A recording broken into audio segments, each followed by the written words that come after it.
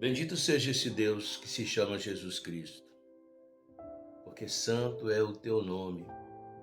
Eu tenho hábitos de, pelas manhãs, buscar o pão e depois me colocar em oração. E hoje não foi diferente. Mas hoje, assim que eu comecei a orar, comecei a suspirar, então comecei intimamente, enquanto orava, a fazer alguns questionamentos ao eterno Deus. Afinal de contas, eu estava me sentindo quase que me vitimizando, porque Deus não abriu e não realizou os meus sonhos.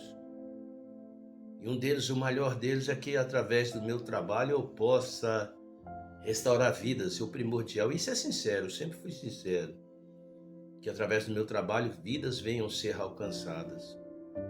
Então, como a causa era nobre e é nobre, aí que eu me enchi de meu ego, do meu eu, ainda que um ego santo, se é que existe esse ego santo, é que eu me coloquei, tentei colocar como se pudesse fazê-lo, colocar Deus, esse doce Espírito Santo contra a parede.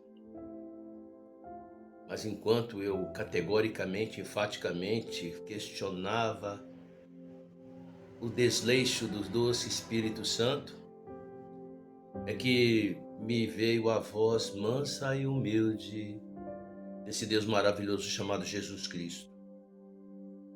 E ele me fez lembrar de quando estava buscando o pão, havia um mendigo deitado na esquina, estava coberto, estava cheio de tralhas, e eu dei a volta para não passar por cima dele.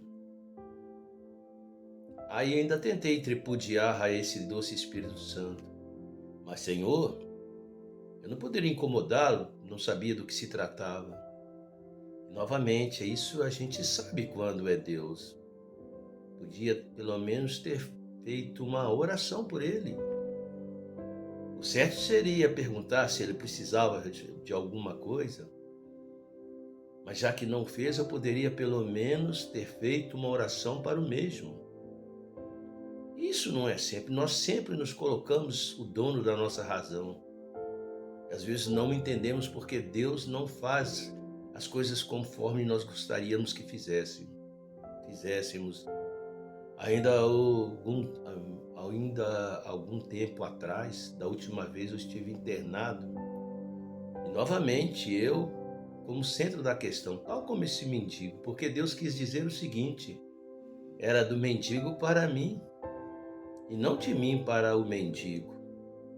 Ou seja, a prioridade estão naqueles que perecem, nós somos apenas instrumentos. Por que falo isso?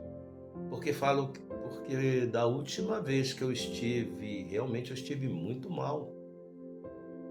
E poderia estar dando testemunho do que tanto que Deus me levou, porque fui contaminado, fui fazer um exame e fui contaminado com bactéria, enfim, a tão famigerada contaminação hospitalar. A verdade é que eu fiquei muito ruim. Mas hoje, novamente, também, quando eu tentava tripudiar com esse Deus maravilhoso, me veio à baila esta questão. Porque depois que passado o quadro mais drástico, mais grave, eu fui para a enfermaria. E duas pessoas especificamente Deus me trouxe hoje, depois de tanto tempo, à memória. Um chamava-se Alberto. E esse rapaz que chamava-se Alberto, ele reclamava, gritava. E então, de repente, quando ele gritava, ao invés de eu levantar, porque eu já poderia andar, era de noite, e saber qual era o problema dele, realmente, na verdade, ele também era exagerado, nem os enfermeiros tinham muita paciência com ele. Eu só que ao invés de, pelo menos, pedir a Deus por ele, lembro-me como se fosse hoje, eu fui até a enfermaria reclamar que ele estava incomodando muito. E com triste surpresa foi saber que da manhã ele havia falecido. E eu me lembro como se fosse hoje ele dizendo: está quente, está queimando, ajuda, socorro. Eu me senti envergonhado. Na minha igreja tem um pastor, Eu gosto muito dele, ele tem uma voz bonita. Quem dera se eu tivesse a voz dele, eu seria essas poesias minhas seriam tremendas. E outro dia eu ouvi ele falando. Ele tem no seu coração, nas suas veias, o chamado de evangelismo. Eu tenho certeza que se fosse ele que estivesse internado, ele teria ido lá. Ele teria também falado com a metade, não somente da sala que eu estava, falado com toda aquela ala. Porque a frase-chave que ele diz é: você já aceitou Jesus, com aquela voz calma e bem pausada. Pastora Heloísio, é um homem abençoado.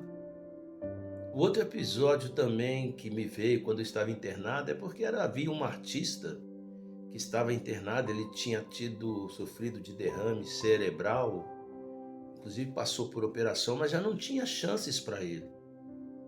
E eu tenho até nos meus stories, no meu Instagram, que eu gravei, estava com o celular, seus colegas foram homenageados mesmo sem ele ter a noção do que estava acontecendo. E cantaram músicas muito bonitas, músicas que ele costumava cantar, músicas seculares. E depois perguntou se alguém queria cantar, ou se alguém queria participar.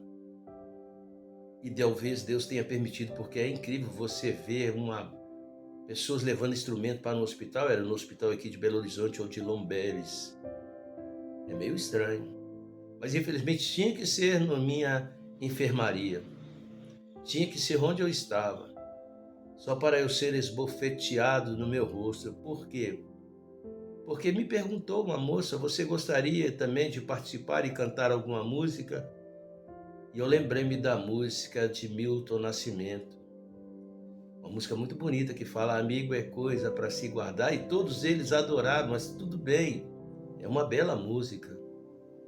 Mas eu poderia ter lembrado de algo que pudesse talvez não conseguir alcançar aquele que estava para morrer, como de fato depois ele faleceu. Mas eu poderia falar de alguma coisa sobre Deus, mas a minha boca sequer abriu para fazer isso.